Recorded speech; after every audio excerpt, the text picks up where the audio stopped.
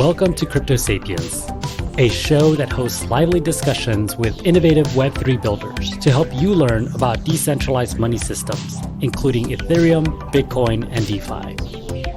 The podcast is for educational and entertainment purposes only, and it is not financial advice.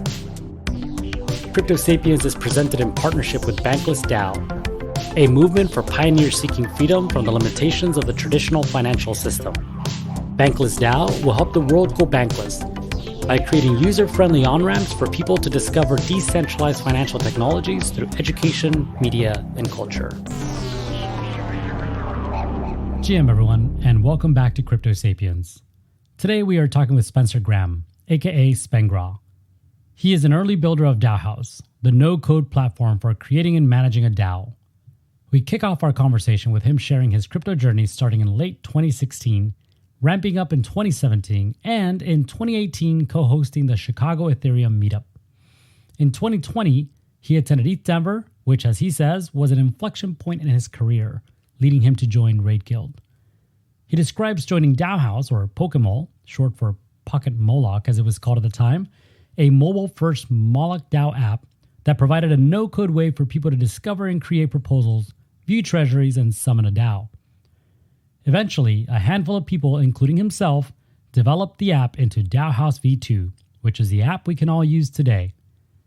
We continue our chat by reviewing the DAOhaus platform and the many features that provide a rich and nuanced experience for DAO operators and members. There's a lot to unpack in this episode, so without further ado, let's get started. So I got involved originally in Web3 stuff. I guess there's a couple different phases. Sort of phase one was kind of like hobby, consume everything around me, get really, really excited about all the stuff, but not yet do anything about it. And that phase started maybe in probably late 2016. And then throughout 2017, it was sort of a big ramp up in that, where more and more of my free time I was spending reading and consuming and learning and getting excited and enthusiastic. But it was really shortly after that, in maybe 2018, where I started to attend and then host or be one of the co-hosts of a meetup here in Chicago, the Chicago Ethereum meetup, where I started putting some of those things that I've been super enthusiastic for or about into practice a little bit. And then I continued to ramp up. And then 2020 ETH Denver was actually a big inflection point for me, where I actually started to build things and get involved in a few projects. And then that led me through a couple different forks in the road to Raid Guild, which is the first DAO I ever joined. And I can talk about that experience and how it was sort of eye-opening for me. But that really put me on the path towards focusing pretty much all my energies now on DAOs. So I came from this like kind of tech product management sort of place, and ended up quitting my day job in that area in fall of 2020, because I was so excited about DAOs, and there's so much opportunity to work on DAO stuff. In particular, at that time, it was starting to work more and more on DAOhaus. Yeah, I'd be curious to hear about your personal experience at ETH Denver 2020 and your decision to join Raid Guild as your first DAO, because here on Crypto Sapiens, we've hosted a few folks who have said something similar, that ETH Denver 2020 was a pivotal event for them in their crypto journey, where they went from maybe being crypto curious to taking a deep dive into the space of Web3 and generally into DAOs. So what was ETH Denver 2020 to you, and what was it that you took away from that event that was that crucial push that you needed to explore the space a little bit further? Yeah, it's hard to even like pick apart what happened at ETH Denver 2020. But I guess I can just sort of describe my experience there. I went there basically knowing only a few people, mostly people that I had met in Chicago as part of that Ethereum meetup that I had been going to for a while, and I'd started hosting a little bit before. So I knew a few people, and I had like been introduced to like a couple other people that I had not met in person. But out of the like several thousand or 5,000 or whatever it was of people that at ETH Denver 2020. I only knew a handful, but there was something about the energy in that building in the sports castle, up and down the spiral of people hacking, that was just like incredibly motivating and like fulfilling to be a part of. And I remember feeling like I was like finally doing it, like this thing that I've been sort of observing and participating a little bit as a hobbyist, as like in a like talking about it. I remember having this feeling of, oh, I'm finally doing this. I'm finally part of a team that's building something. And that was an incredibly cool feeling. And I don't think at that point after that, it was possible for me to not continue doing that even more. You know, I find it interesting that there were these in-person events that, at least to me, it sounds like were very influential to your journey, starting with the ETH meetups in Chicago and then leading to ETH Denver in 2020. I personally really vibe with this because meetups to me were instrumental to taking that next step in my own personal crypto journey. So while I kind of came into the space purely as a speculator in 2016, seeing Bitcoin as a new asset class, it wasn't until I started attending my local meetups that I began to understand the impact of cryptocurrencies and what eventually became Web3 in the role that I could potentially play in it.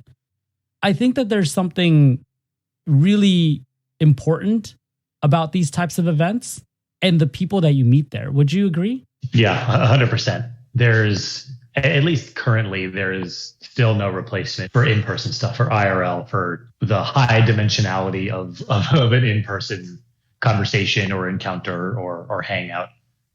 And also the serendipity of being able to just kind of run into people that might have shared interests with you based on some random thing that you could never predict, or some random thing that you see on somebody's hat or sweatshirt or whatever. Maybe we'll get there at some point in the metaverse. Actually, I'm kind of hopeful that we can, but as of right now, there's nothing that replaces the breadth and the richness of in-person, of IRL.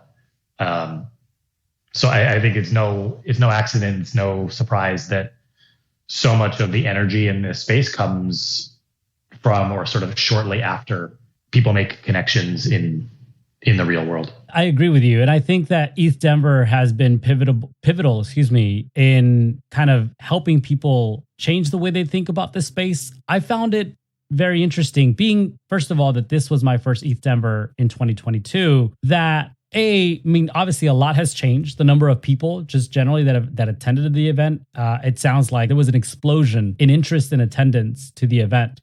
But I think the programming was, really comprehensive. I really appreciated the effort that went into developing that event. Also bringing in so many different contributors to the space, in terms of the different, I think it was a second and third floor, all the booths. If you wanted to learn about like the different builders that were building, maybe you didn't hear some of them speak, but then you were able to connect with them and kind of learn about their products. I thought that was all, really interesting and super motivating. It was also interesting to kind of hear the types of people that attended this event and maybe surprised a little bit at the level of expertise, or maybe lack of expertise in the people that were in attendance, which I think goes to further the point that this probably was going to be something that was going to influence them to take that leap and become a more active contributor in the space, beyond just maybe speculating on what a DAO is, or maybe buying and selling NFTs. Yeah, it was. December 2022 was a wild experience. It was simultaneously amazing to see all of the new people and all the people who were, as you're suggesting, showing up and being excited, even if they hadn't been deeply involved in the space previously. And that showed like great promise for where we're going and how many people are excited about what we're doing and want to get involved.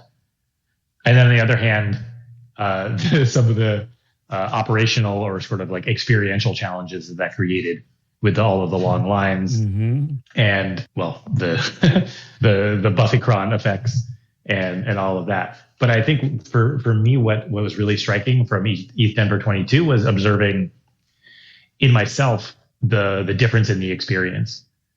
In like I said, in 2020, I didn't really know anybody. I wasn't really involved very deeply. I knew a lot, but I was sort of just basically in like consuming everything mode. And so I went to a lot of the talks and I tried to absorb as much information as possible.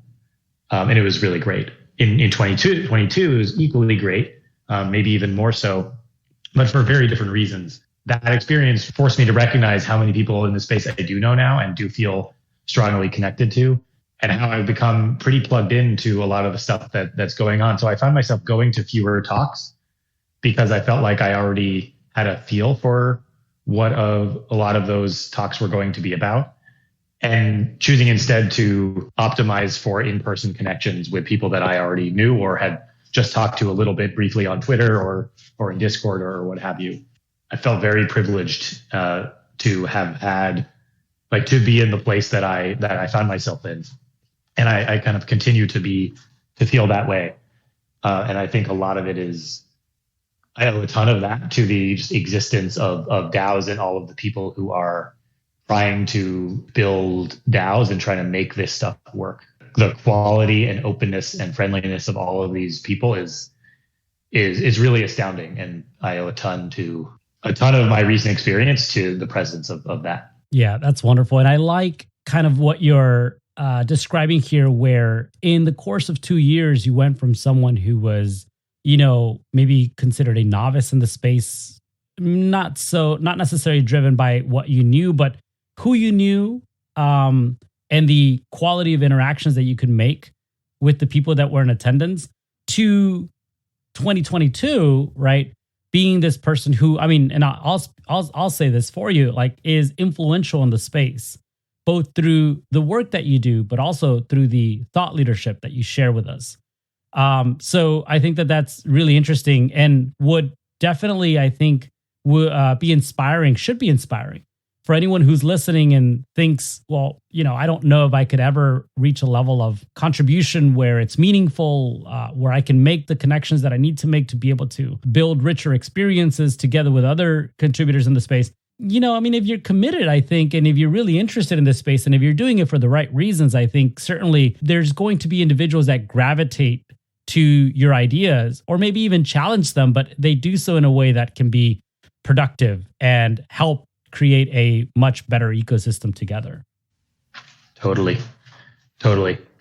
So I wonder if you could describe to me your experience from Gitcoin kernel Genesis block, right? KB0. So I've been really interested to learn more about this program. And being that you're one of the Genesis members of, the Gitcoin kernel group, could you describe a little bit of what that is and, what impact that made to you? And just looking at, I think now they're in the 7th cohort, how far it's come and maybe the impact that you think it could make to anyone who may be interested in applying? KB0 was super cool. It was very clearly at that point, like, pretty experimental, and it was pretty loosey-goosey. And I actually really have no clue what the more recent blocks have been like. I haven't been as plugged in to what's going on, but it was pretty clearly experimental, pretty loosey-goosey in the sense that we're just going to throw a bunch of people into this. At the time, it was a Slack space, to suggest how early this was. We're going to throw a bunch of people into a Slack space and kind of just see what happens. And we're going to provide some programming that anchors the whole thing. And then we're going to have like a little bit of, like, a tiny amount of structure. But otherwise it was very open, very kind of choose your own adventure, get out of it what you put in. In a sense, it was almost like a hackathon, where there's like people you could meet and people you could talk to. You could also spend time building and kind of focusing just with the few people that you were working on something with. So I think it was almost like an extended hackathon where you had to have an opportunity to build like more than just one-off relationships with potentially a whole bunch of people who have been kind of curated and like pre-selected for their interests and abilities and focus on various things in the space. The ability to be introduced to some mentors and kind of some other people who have been around the block, so to speak. Mm-hmm. That's also pretty cool. I have not kept up with exactly what's happening within the kernel stuff recently, so I should get back into that because I do think there's a lot of power to what they're doing. Yeah, that's great. I personally have recently taken an interest, and so I need to do a little bit more research. But I was curious to hear from someone who was a Genesis member what their experience was, what their takeaway was. Maybe I should also reach out to maybe some of the more recent members that have completed that program to also understand what that means. Because I think that Gitcoin, like DAOhaus, have grown to become these really mature ecosystems that provide a lot of value, not just to anyone who uses the platform, but certainly I think to the people who can relate to maybe some of the some of the ideas that are shared within each of those groups. I think Gitcoin kind of championing this idea of public goods in Web3 brings people together in interesting ways. And so, yeah, that's good to hear, and glad to hear that you were a member of that and that you were able to take something away that hopefully influenced you in positive ways to continue to build in Web3. So let's kind of move forward into DAOhaus. So when did you come into DAOhaus? What was it when you first came in? Yeah, so I first came into and started contributing to DAOhaus in maybe August or so of 2020.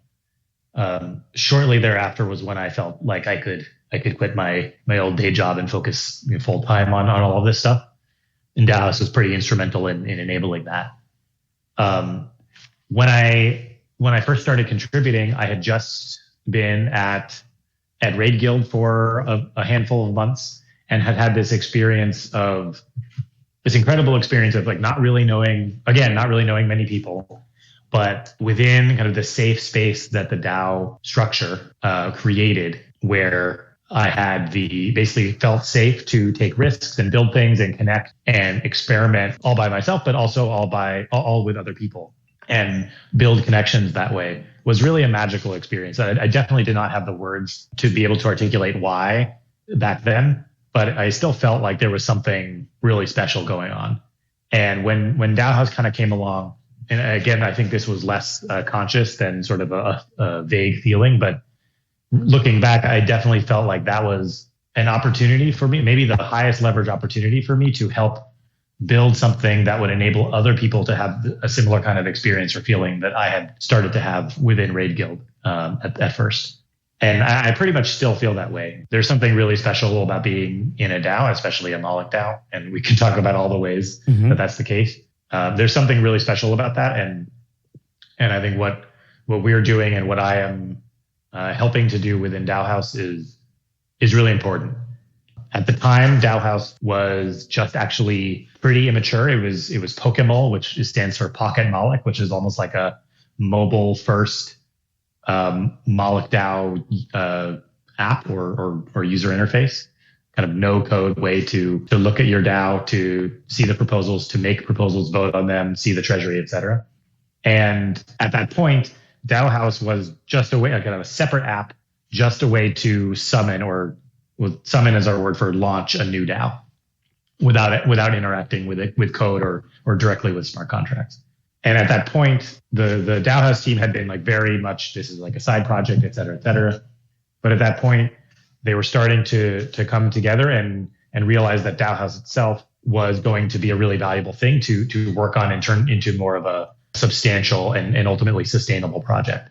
So there was a kind of a team of a handful to maybe 10-ish people who were starting to build up some of those ideas. And I got pulled into that by Deacon, one of the original DAOhaus developers. And at that point, we were kind of ramping up into a place where we were going to do some fundraising from our community. And at that point, then we started building what became DAOhaus V2. DAOhaus v2 is what you see today if you go to the DAOhaus app at app.daohaus.club. And it's a fairly, it's like a pretty good, comprehensive user interface for doing a lot of what you would need to do with a DAO. Certainly not everything, but it's got an ability to find other DAOs. It's got an ability to see your DAO and your membership in that DAO, the governance power you have in that DAO, to see all the proposals, to make different types of proposals and vote on existing proposals, to switch between DAOs that you might be in with our kind of hub interface. And it has a number of different, what we call boosts, which are sort of like add-ons or plugins that you can turn on or turn off, depending on what you need for your DAO or what your DAO needs. And that's kind of been the basis for what DAOhaus is and has become over the last year plus.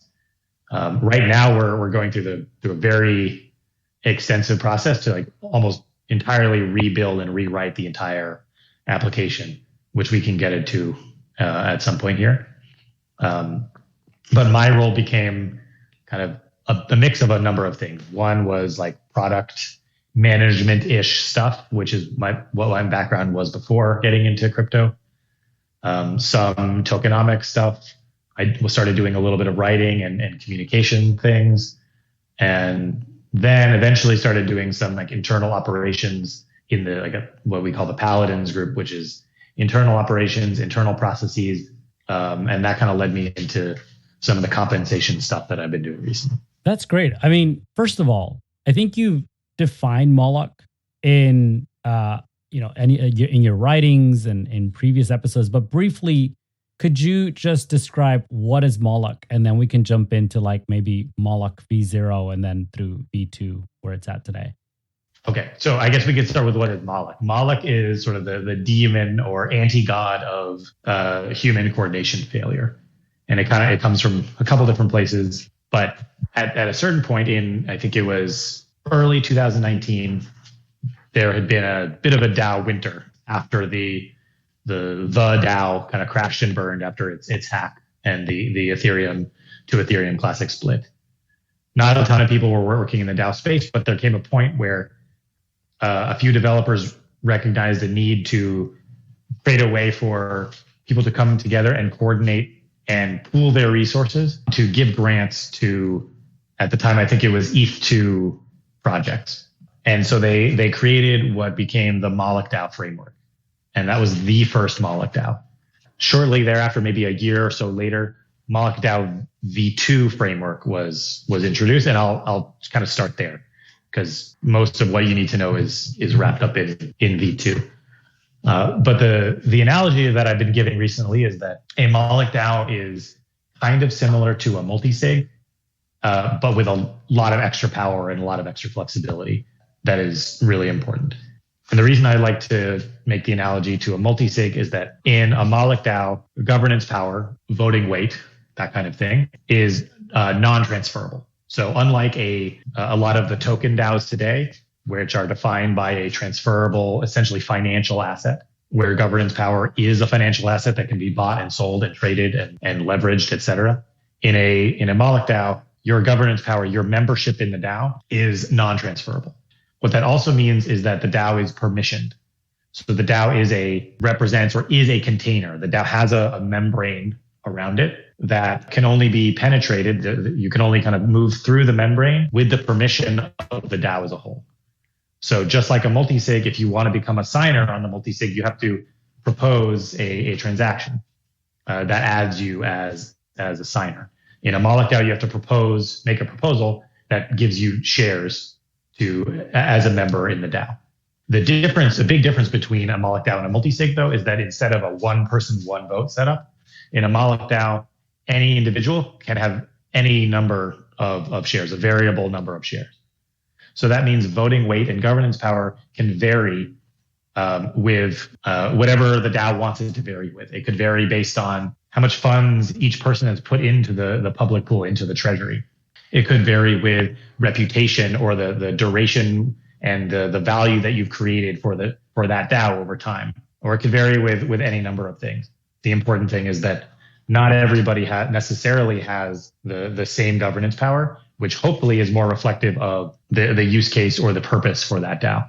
The other really big important thing is that in addition to voting power or voting weight, your shares, your membership in a Moloch DAO also gives you economic exit rights or a claim on a fair portion of the assets that are in the DAO treasury. So this is what we call rage quit. And rage quit underpins a ton of things. And it's really, really important and really, really powerful because it means that you can put your own money into a DAO and make it available for kind of shared purposes, for spending alongside other people's money, all towards a common goal or common objectives or different projects. But at the same time as it's a shared resource, it's also still yours. You still have custody over it because at any time you can redeem or burn your shares and receive your fair portion back of what's in the treasury. And that's really, really powerful. And it creates a ton of other flexibility that allows Moloch DAOs to do a lot of really interesting things that is not really possible in other DAOs. One of those is that all Moloch DAO proposals are actually consent-based decision-making or consent-based action. So instead of having to have the whole DAO reach a threshold, a quorum threshold, to be able to pass or make pass a vote or make decisions or take actions together, instead each proposal can pass with just one yes vote and no votes, which means that any individual from the DAO can create a proposal and nobody else has to necessarily react to it. As long as they're comfortable with what's going on, and as long as they consent to what's going on, that proposal will pass. So there's very, very little voter fatigue, for example, in a Moloch DAO. Lots of actions, lots of coordination can occur safely because even if you don't like the result of a proposal, say somebody kind of tried to pull a fast one on you and they passed a proposal that you don't like, before that proposal actually gets executed, before the funding that proposal would spend gets spent, you can rage quit and safely take out your portion of those funds. Lots more to talk about with Moloch DAOs, but I'll stop there.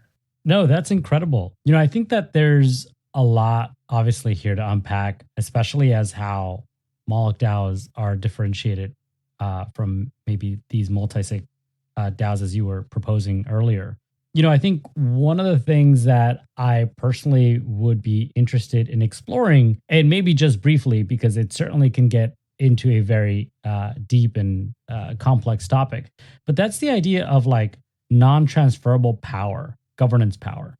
As you, I think, described in a Moloch DAO, it is not necessarily driven by a token economy, but maybe like shares in the project. Can you describe like the difference between how shares work to maybe tokens earned of a Moloch DAO and how someone can unlock these shares? And since they're non-transferable, what happens if they do rage quit? Yeah, so let's start with the last thing first, because that's actually the simplest. If you rage quit, what's happening is you're essentially burning your shares. So they disappear. They no longer exist. The only way shares can be created is by approval from the DAO. So in order to get new shares, you would have to create a proposal asking or requesting some number of new shares. But that proposal you can create a proposal at any time to do so. And so a DAO can have sort of a social agreement that if you do some amount of work, you're actually eligible to receive new shares as a reflection of the work that you did, almost as like a reputation kind of system, sort of an evolving, a growing, and adapting reputation system. And if your proposal meets the conditions of that agreement that the DAO has made socially, then other people would vote yes on your proposal, or maybe more in reality, they wouldn't vote no on it. They would consent to it, and then you would get those shares. That is not terribly different from receiving tokens, some other DAO's tokens, in exchange for work that you do. But instead of being able to sell those tokens to somebody else, you cannot sell your shares to somebody else. And there's tons of positive things about tokens and about having transferable tokens. They are incredible. They create an incredible like mechanism substrate for new incentives and new incentive mechanisms. But they are also quite dangerous. And there's a lot that can go wrong if your DAO is using tokens as the way to make decisions and take actions collectively. A lot of DAOs right now are just pure plutocracies where the richest people or the people who have the most tokens can just push around everybody else. And in some cases, that's okay. And in a lot of the early DAOs that we have today, people are pretty altruistic, so that there's not really an issue. But there have already been examples of some things that don't look really great. And as this space starts to expand and more people come in, the level of altruism certainly will go down to approach more of the overall level of altruism in humanity, which, as we all know, is not super high. So if we don't include protections against plutocracy in our DAOs, we're going to run into a lot of trouble. And that's where Moloch DAOs have a lot to offer. Because in particular, a token can work great alongside or inside of a Moloch DAO.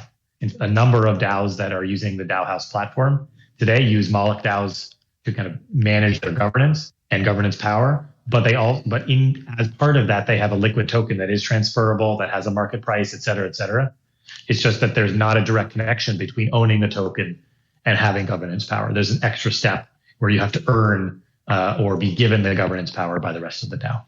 You know, as you were describing kind of how this works, one thing that I think could help maybe solidify the idea of the process of the shares and how a member or contributor can unlock that or get rewarded with that versus tokens, because I think that's the most familiar way in DAOs today to earn either your membership to a DAO or to earn equity in a DAO. Although I don't think it's necessarily equity, but just liquidity in a DAO.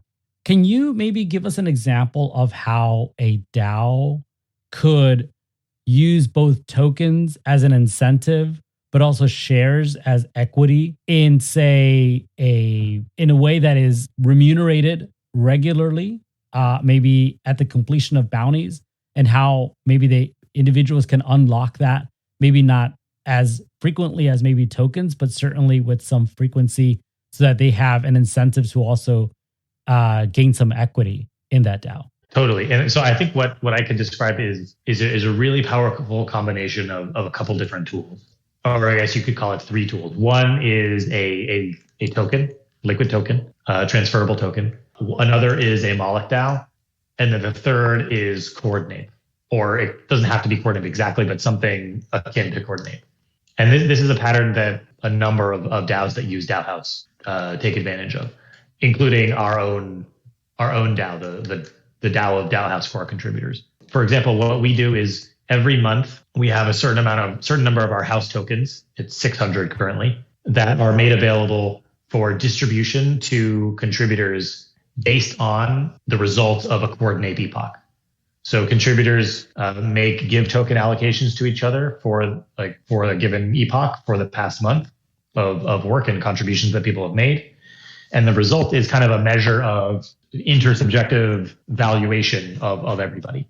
And that proportion then gets reflected in house tokens that get distributed to contributors.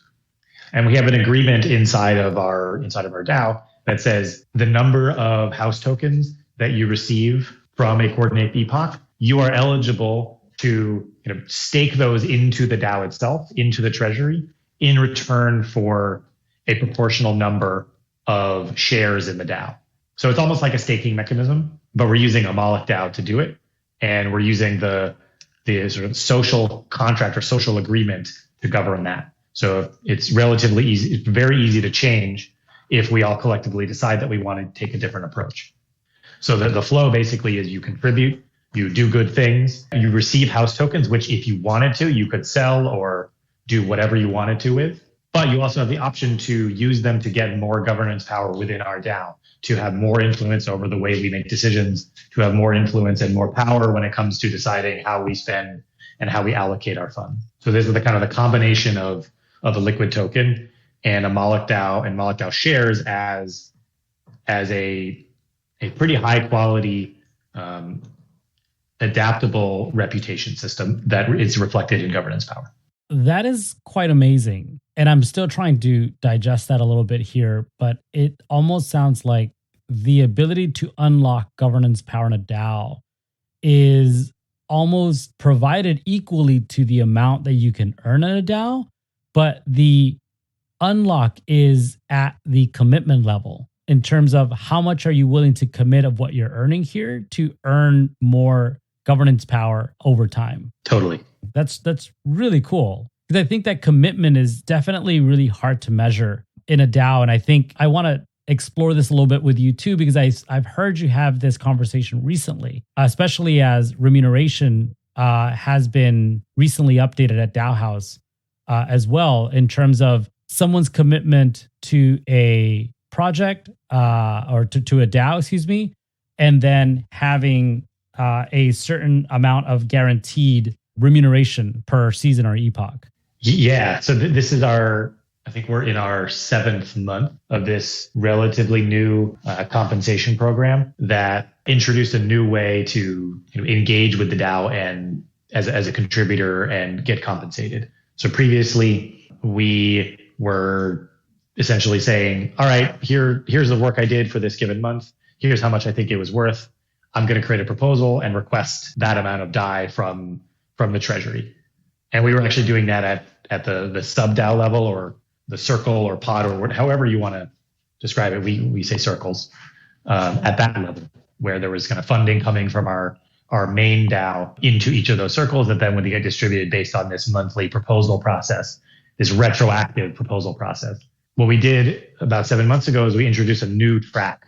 So you could keep on that retroactive track, or you could join the commitment track, which involves making a commitment as a percentage. So 0 to, or I guess really in practice, 1 to 100% of your capacity or time or effort or energy, however you want to define it. You would make a commitment for the next 2 months, roughly akin to a season. We call them compensation cycles. You make a commitment to DAOhaus and to our DAO, and as a result, there would be a commitment coming back the other way that the DAO would compensate you, would pay you a base compensation of some amount of DAI per month.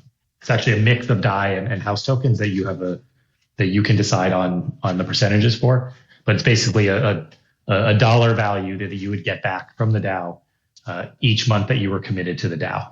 And that dollar amount varies based on the percentage of your commitment, obviously higher for higher percentages, as well as some measure of experience or skill, or maybe almost like a prediction of the value that you would create over the course of those 2 months. That second thing is something we're actually going through. We're having a lot of conversations inside of the DAO right now to try to figure out how we can do a better job of creating feedback loops for how that second dimension gets measured and updated over time. We have a pretty flimsy process for that right now that needs to become a lot more robust. So we're likely going to be making some sizable changes to the way our program works. But on the whole, it's been pretty successful in enabling contributors to engage with the work and with the DAO and with DAOhaus in the way that makes most sense for them in the context that they currently live in. Some people like the flexibility of just kind of doing whatever they can and then getting compensated for that. Some people psychologically like being able to commit and prioritize their work accordingly based on that. I fall in the second camp. But lots of people have been really, really thankful for having that option. And it's a big theme for us, creating optionality basically all the way down for contributors in lots of different areas. Yeah, I mean, I think that just reinforces some of what you described earlier in terms of, commitment, both in terms of, the unlock here, the potential of unlocking more governance power within the DAO based on the amount that they choose to stake back into the DAO's treasury. But also, if you are more committed to one project's mission because it maybe aligns with you a lot more closely than maybe some of the other things that you've been contributing to recently, I can see why someone would prefer to have that optionality to be able to earn more and then stake more and then have a stronger governance presence in that project.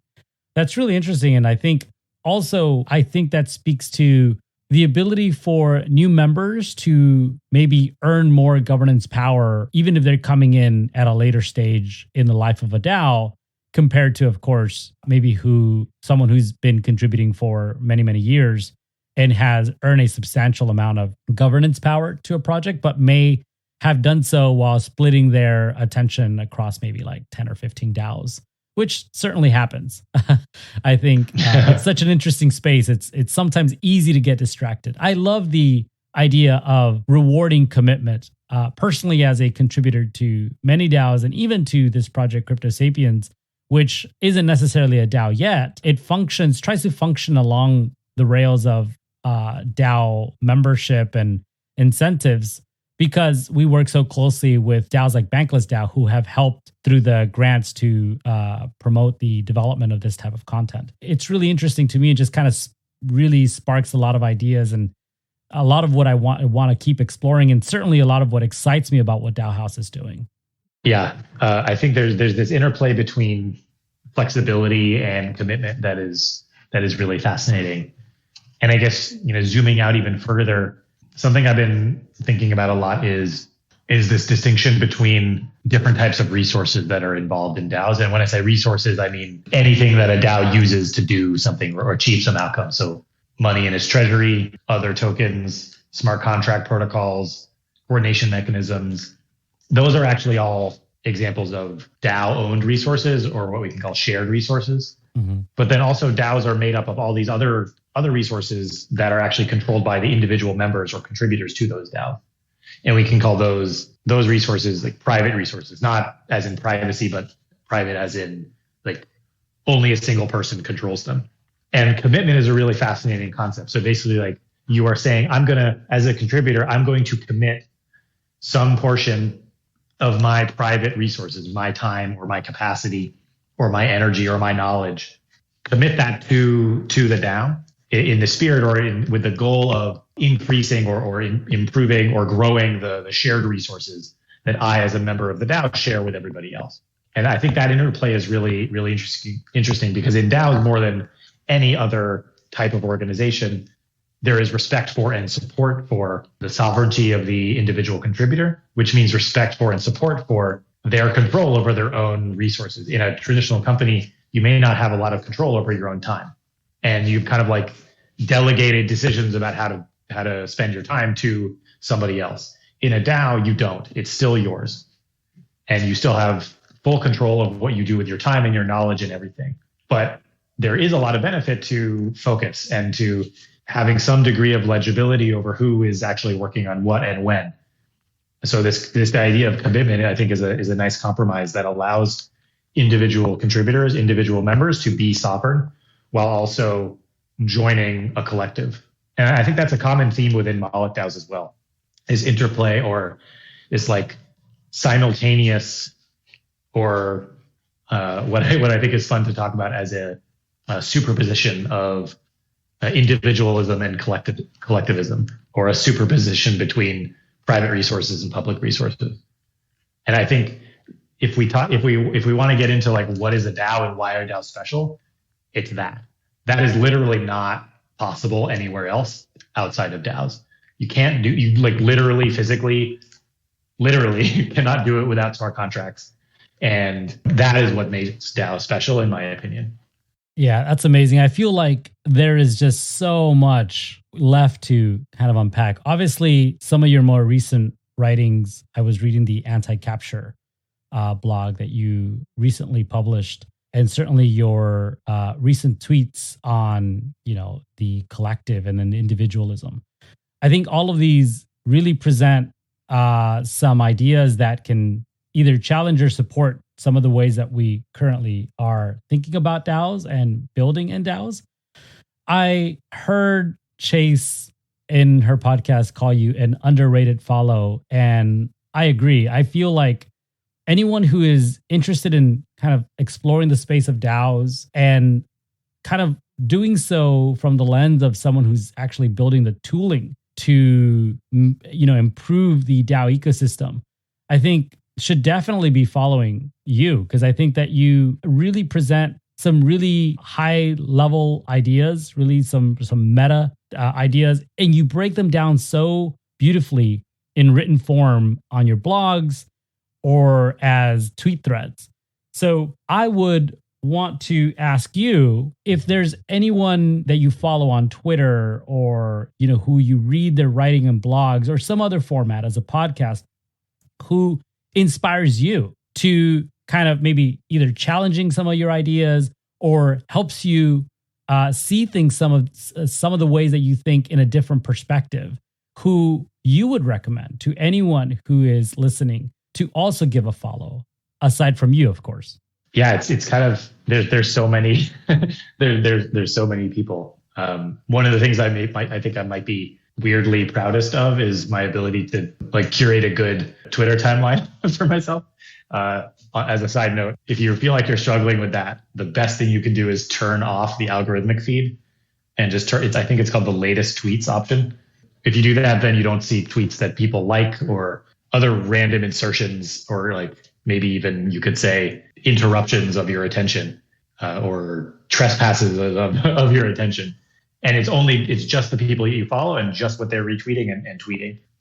So that I guess is a side tip. Highly recommend that doing that. The person that I have, it's actually a little bit outside of the DAO space, but the person that I have really gotten a lot out of following is Dystopia Breaker on Twitter. She's always coming in both hot, but also super legitimately with excellent perspective on cryptography and privacy and security and all of the fundamentals that are really important to this space. I think a lot of times it's easy to get distracted by or to get sort of carried away with all of the higher level stuff that's super awesome. And at the end of the day, that's what's important. The applications, the things we can do, the changes we can make to technology, to society, to ourselves. But none of that is possible if we don't give due credit and due attention to the fundamentals that make it all happen. As a follower of Dystopia Breaker on Twitter, I feel much more grounded in those fundamentals. So that's a high recommendation for me. Well, that's great. I mean, I just gave them a follow, so thank you for that. Anything you'd like to add here before we cut? Probably, I could go on forever about this stuff. So it's always challenging to pick the one or two things. But I think maybe I'll do two things. One, invitation to anybody who is interested in talking about any of this stuff to reach out to me and chat.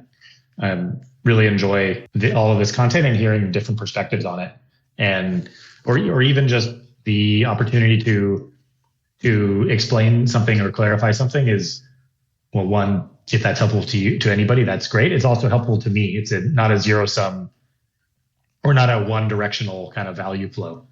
I get better and get a better understanding of things when I explain them, even when they're my own ideas.